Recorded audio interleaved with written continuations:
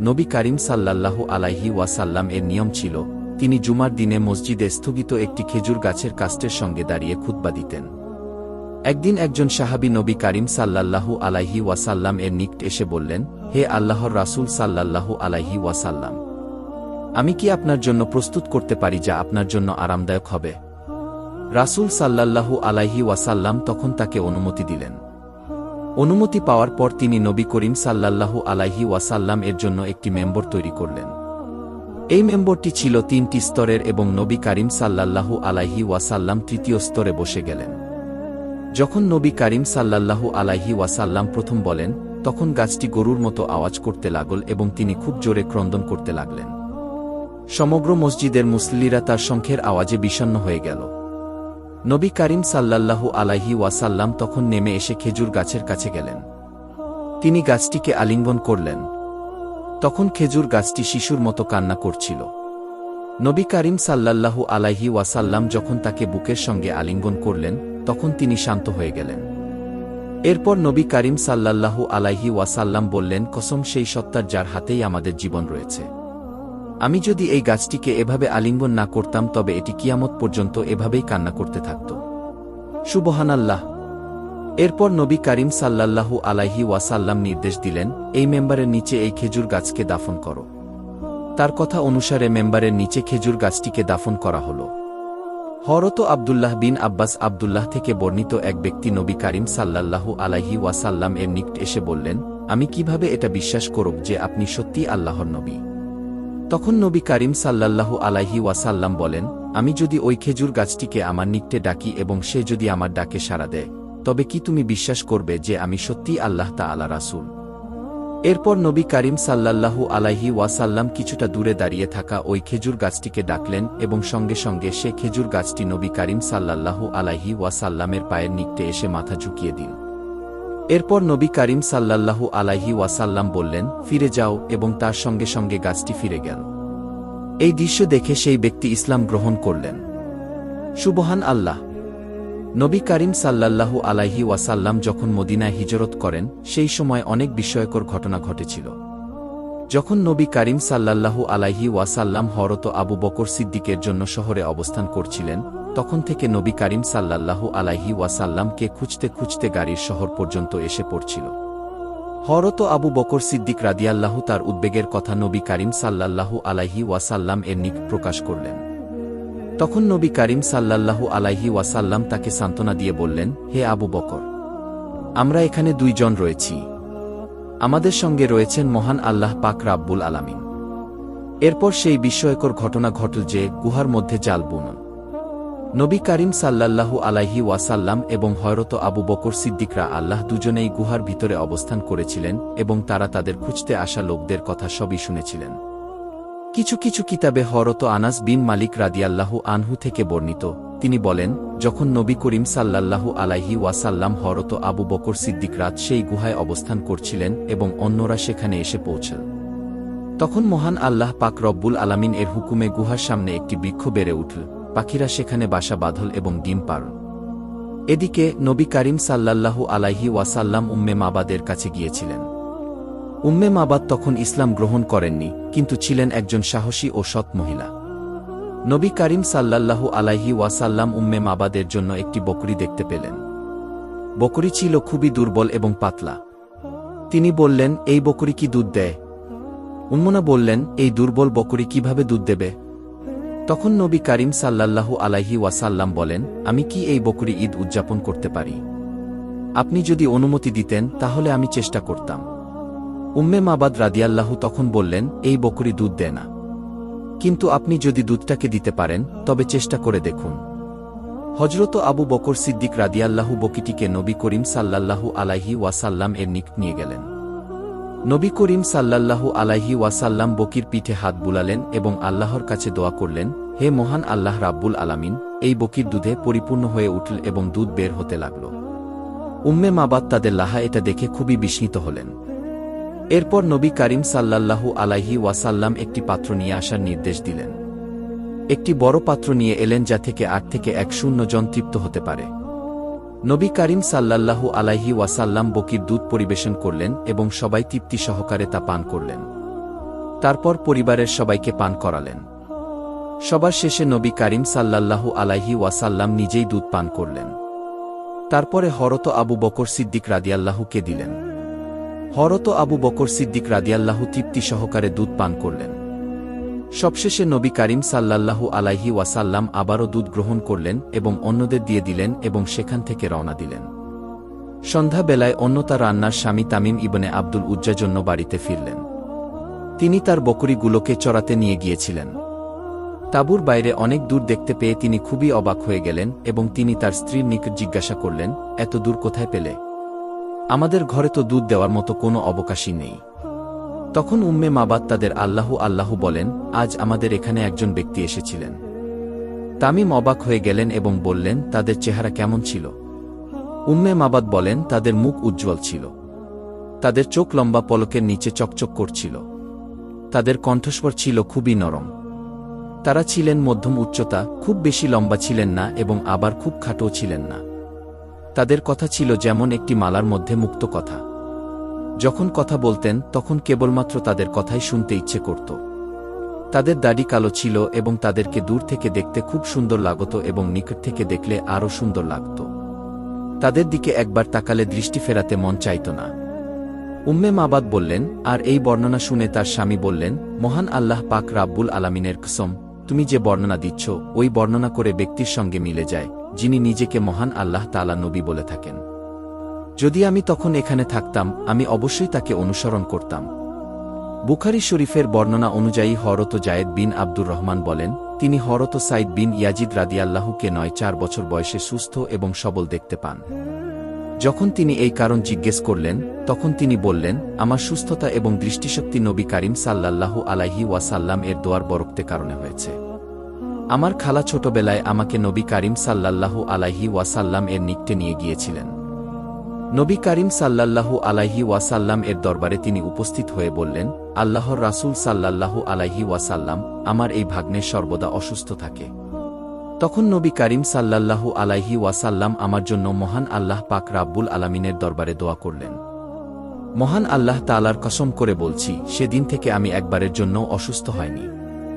এমনকি আমার কোনো দিন জ্বর আসেনি, এমনকি মাথা ব্যথা বা অন্যান্য অসুস্থতা হয়নি। প্রিয় দর্শক, ভিডিওটি যদি আপনাদের ভালো লেগে থাকে তাহলে দয়া করে ভিডিওটিতে একটি লাইক করে দিন, যেন আপনার মতো আরও অনেকেই দেখতে পারে। সহিহ বুখারী শরীফের বর্ণনা রয়েছে, হযরত জাবের অন্যান্য বর্ণনা করেন, যখন আমরা খন্দকের যুদ্ধে পরিখা খনন করছিলাম তখন অনেক বড় একটি পাথর বেরিয়ে এলো। লোকেরা তখন নবী করিম সাল্লাল্লাহু আলাইহি ওয়াসাল্লাম এর দরবারে উপস্থিত হয়ে বললেন, হে আল্লাহর রাসূল, একটি বড় পাথর বেরিয়ে এসেছে। নবী করিম সাল্লাল্লাহু আলাইহি ওয়াসাল্লাম বলেন, আমি নিজে পরীক্ষায় নাম। যখন নবী করিম সাল্লাল্লাহু আলাইহি ওয়াসাল্লাম পরীক্ষায় নামলেন তখন তার পেটে পাথর বাঁধা ছিল এবং আমরা 3 দিন যাবত কোনো খাবার খাইনি। নবী করিম সাল্লাল্লাহু আলাইহি ওয়াসাল্লাম কোদাল নিয়ে পাথরটিতে আঘাত করলেন এবং পাথরের টুকরো টুকরো হয়ে গেল। আমি বললাম, হে আল্লাহর রাসূল সাল্লাল্লাহু আলাইহি ওয়াসাল্লাম, আমাকে বাড়ি যাওয়ার অনুমতি দিন। আমি অনুমতি নিয়ে বাড়িতে গেলাম এবং আমি আমার স্ত্রীকে বললাম, আমি নবী করিম সাল্লাল্লাহু আলাইহি ওয়াসাল্লামকে এমন অবস্থায় দেখতে পেয়েছি যা আমার পক্ষে সহ্য করা কঠিন। ঘরে কোনো খাবার রয়েছে। তখন আমার স্ত্রী বললেন, সামান্য পরিমাণ জব রয়েছে এবং একটি বকরীর বাচ্চা আছে। আমি বকরীর বাচ্চাটিকে জবাই করলাম এবং আমার স্ত্রী যখন ফিরতে লাগল তখন মাংস হাঁড়িতে রান্না করার জন্য বসিয়ে দেওয়া হলো। আমি নবী করিম সাল্লাল্লাহু আলাইহি ওয়াসাল্লাম এর নিকট ফিরে গেলাম এবং বললাম, হে আল্লাহর রাসূল সাল্লাল্লাহু আলাইহি ওয়াসাল্লাম, আমি আপনার জন্য খাবারের ব্যবস্থা করেছি। আপনি কয়েকজন সাহাবীকে সঙ্গে নিয়ে আসতে পারেন। তখন নবী করিম সাল্লাল্লাহু আলাইহি ওয়াসাল্লাম বললেন, তুমি কি পরিমাণ খাবারের ব্যবস্থা করেছ? নবী করিম সাল্লাল্লাহু আলাইহি ওয়াসাল্লামকে সমস্ত কথা খুলে বললাম। তখন নবী করিম সাল্লাল্লাহু আলাইহি ওয়াসাল্লাম বললেন, তুমি এখনই বাড়িতে গিয়ে তোমার স্ত্রীকে বলবে, যতক্ষণ না পর্যন্ত আমি হুকুম দেব ততক্ষণ পর্যন্ত মাংসের হাঁড়ি নামাতে হবে না এবং তন্দুর থেকে রুটি বের না করতে। এরপর নবী করিম সাল্লাল্লাহু আলাইহি ওয়াসাল্লাম মুজাহিদ এবং আনসার দেখে বললেন, সবাই খাবারের জন্য প্রস্তুত হও। হযরত জাবের অন্য বলেন, আমি আমার স্ত্রীর নিকট গিয়ে সমস্ত কথা খুলে বললাম। নবী করিম সাল্লাল্লাহু আলাইহি ওয়াসাল্লাম সমস্ত মুজাহিদ এবং আনসারদেরকে আমাদের বাড়িতে নিয়ে আসেন। তখন আমার স্ত্রী বললেন, নবী করিম সাল্লাল্লাহু আলাইহি ওয়াসাল্লাম কি আপনাকে বিশেষ কিছু বলেছেন? তখন মহান আল্লাহ তাআলা নবী আমাকে যা যা বলেছিলেন আমি আমার স্ত্রীর কাছে তাই বললাম। নবী করিম সাল্লাল্লাহু আলাইহি ওয়াসাল্লাম খাবার খেতে এসে বললেন, হাঁড়ি থেকে মাংস দাও এবং নতুন তন্দুর থেকে রুটি বের করতেই থাকো। মহান আল্লাহ তাআলার কসম করে বলছি, নবী করিম সাল্লাল্লাহু আলাইহি ওয়াসাল্লাম এর কথামতো চুলা থেকে আমরা কেউই মাংসের হাঁড়ি নামাইনি। চুলার উপর থেকে মাংস নিয়ে সবাইকে পরিবেশন করা হল। নবী করিম সাল্লাল্লাহু আলাইহি ওয়াসাল্লামের সঙ্গে আসা সমস্ত সাহাবীদেরকে পরিতৃপ্ত সহকারে খাওয়ানো হল। এরপরেও খাবার অবশ্যই থেকে গেল। নবী করিম সাল্লাল্লাহু আলাইহি ওয়াসাল্লাম বললেন, এখন তোমরা খাও এবং যাদের জন্য খাবার পাঠাতে চাও তাদের জন্য খাবার পাঠাও, কারণ এখনও অনেকে ক্ষুধার্ত রয়েছে। হযরত উম্মে সুলাইম নবী করিম সাল্লাল্লাহু আলাইহি ওয়াসাল্লাম এর খিদমতে একটি ঘড়ি ভর্তি পত্র পাঠিয়েছিলেন। নবী করিম সাল্লাল্লাহু আলাইহি ওয়াসাল্লাম সেই গ্রহণ করলেন এবং পাত্রটি খালি করে ফিরিয়ে দিলেন। যখন দাসী উম্মে সুলাইম সেখানে গিয়েছিলেন তখন তিনি পরিপূর্ণ হয়ে দেখতে পেলেন এবং সেখান থেকে গিয়েছে তাও দেখতে পেলেন। হযরত উম্মে সুলাইম জিজ্ঞেস করলেন, হে দাসী, তুমি নবী করিম সাল্লাল্লাহু আলাইহি ওয়াসাল্লাম এর নিকটে নিয়ে যাওনি? দাসী বলল, আমি ঠিক তাই করেছি যা আপনি আমাকে করতে বলেছেন। যদি আপনি আমার কথা বিশ্বাস না করেন তবে আমার সঙ্গে চলুন এবং নবী করিম সাল্লাল্লাহু আলাইহি ওয়াসাল্লাম এর নিকটে এসে জিজ্ঞেস করুন। হযরত উম্মে সুলাইম নবী করিম সাল্লাল্লাহু আলাইহি ওয়াসাল্লাম এর নিকট গিয়ে বললেন, হে আল্লাহর রাসূল, আমি আপনার জন্য পাঠিয়েছিলাম। তখন নবী করিম সাল্লাল্লাহু আলাইহি ওয়াসাল্লাম বললেন, আমি তো সেই গ্রহণ করেছি। হযরত অন্য বলেন যে সত্তা আপনাকে হেদায়েত এবং সত্য ধর্মের সঙ্গে পাঠিয়েছেন, সেই সত্তার কসম করে বলছি, সেই পাত্রে এখন অবধি ভরা এবং তা থেকে গেছে। বর্ণনাকারী বলেন, নবী করিম সাল্লাল্লাহু আলাইহি ওয়াসাল্লাম বলেন, এতে এত অবাক হচ্ছেন কেন? এত আশ্চর্য হওয়ার কিছুই নেই। মহান আল্লাহ তাআলা তোমাকেই গিয়ে উপহার দিয়েছেন যেমনটা তুমি তার নবীকে উপহার দিয়েছিলে। হযরত উম্মে সুলাইম বললেন, আমি বাড়িতে ফিরে আসি। সেই পাত্রে ঢেলে রেখেছিলাম এবং কিছুটা রেখে দিয়েছিলাম যেটা দিয়ে আমরা 1 বা 2 মাস পর্যন্ত তরকারি রান্না করেছি। একদিন বিশ্ব নবী সাল্লাল্লাহু আলাইহি ওয়াসাল্লাম মজলিসে দাঁড়িয়ে যুদ্ধের জন্য কালেকশন করছিলেন। তখন নবীর সমস্ত সাহাবীদের উদ্দেশ্যে লক্ষ্য করে বলেন, কে আছো যে যুদ্ধের জন্য আল্লাহর রাস্তা দান করবে? তখন হযরত ওসমান গনি রাদিয়াল্লাহু আনহু সাথে সাথে হাত তুলে বিশ্ব নবীকে বললেন, ইয়া রাসূলুল্লাহ সাল্লাল্লাহু আলাইহি ওয়াসাল্লাম, আমি 100 আল্লাহর রাস্তায় দান করলাম। নবীজি ডান দিকে তাকিয়ে আবার বললেন, আর কে আছো যে আল্লাহর রাস্তায় দান করবে? তখন হযরত ওসমান গনি রাদিয়াল্লাহু বাম দিক থেকে ডান দিকে গিয়ে আবারও নবীজিকে বললেন, ইয়া রাসূলুল্লাহ সাল্লাল্লাহু আলাইহি ওয়াসাল্লাম, আমি আরও 100টি আল্লাহর রাস্তায় দান করলাম। তখন নবী সামনের দিকে তাকিয়ে আবার বললেন, তোমাদের মধ্যে আর কে আছো যে আল্লাহর রাস্তায় দান করবে?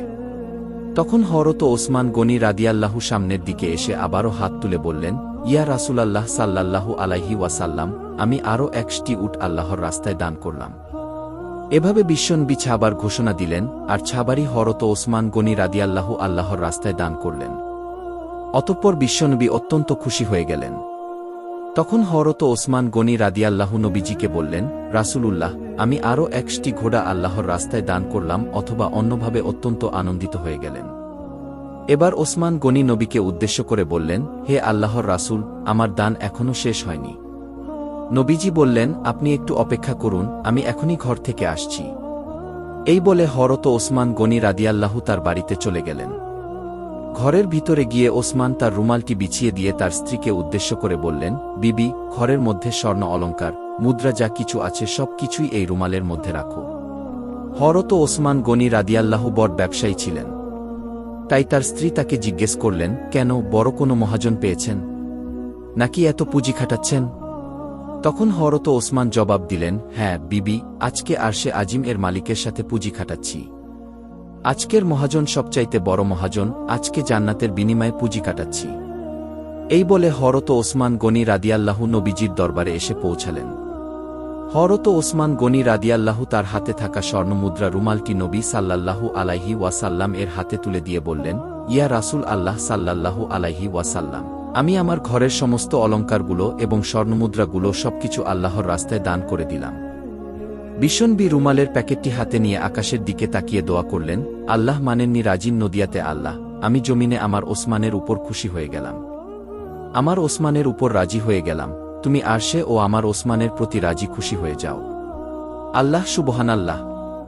এরকমভাবে রাসূলুল্লাহ সাল্লাল্লাহু আলাইহি ওয়াসাল্লাম হযরত ওসমান গনি রাদিয়াল্লাহু প্রতি রাজি খুশি হয়ে আল্লাহ পাক রাব্বুল আলামিনের দরবারে দোয়া করতে থাকেন। আর রাসূলুল্লাহ সাল্লাল্লাহু আলাইহি ওয়াসাল্লাম এর দেওয়ার কারণে এবং অন্য কারণে আল্লাহ পাক রাব্বুল আলামিন ও তার প্রতি রাজি হয়ে যান। অন্য ঘটনা, একদিন মা ফাতেমা কান্না করছিলেন। এমন সময় বিশ্ব নবী সাল্লাল্লাহু আলাইহি ওয়াসাল্লাম হযরত ফাতেমা ঘরে প্রবেশ করলেন।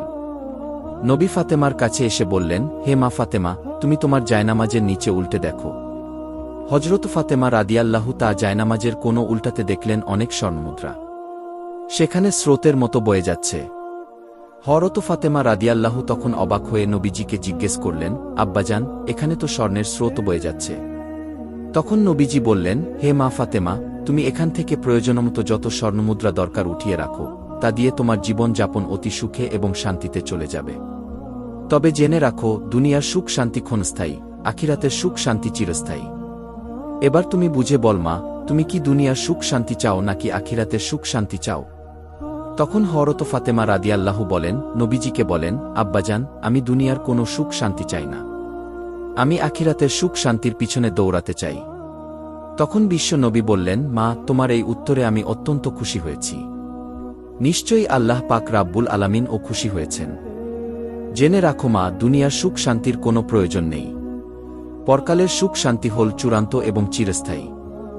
মা ফাতেমা, কাল হাশরের ময়দান যেদিন কায়েম হবে, সেদিন তুমি হবে সমস্ত জান্নাতি মহিলাদের সরকারি। এই কথা শোনার পরে হযরত ফাতেমা রাদিয়াল্লাহু অবাক হয়ে নবীজিকে জিজ্ঞেস করলেন, আব্বাজান, আমি যদি কাল হাশরের ময়দানের সমস্ত জান্নাতি মহিলাদের সরকারের হই, তাহলে বিবি আশিয়া, বিবি মরিয়ম এবং বিবি হাজেরার কি হবে? তখন বিশ্ব নবী বললেন, মা, বিবি হাজেরা, বিবি মরিয়ম এবং অন্যান্য আল্লাহর অত্যন্ত সম্মানিত এবং প্রিয় বান্দা।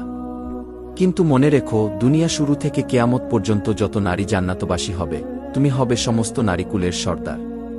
এই নবীজির মুখে এসব কথা শোনার পরে হযরত ফাতেমা রাদিয়াল্লাহু আনন্দে আত্মহারা হয়ে আল্লাহর দরবারে শুকরিয়া আদায় করতে লাগলেন। অনুরূপভাবে আরও একদিনের ঘটনা, একদিন বিশ্ব নবী সাল্লাল্লাহু আলাইহি ওয়াসাল্লাম হযরত ফাতেমা রাদিয়াল্লাহু ঘরে ঢুকলেন।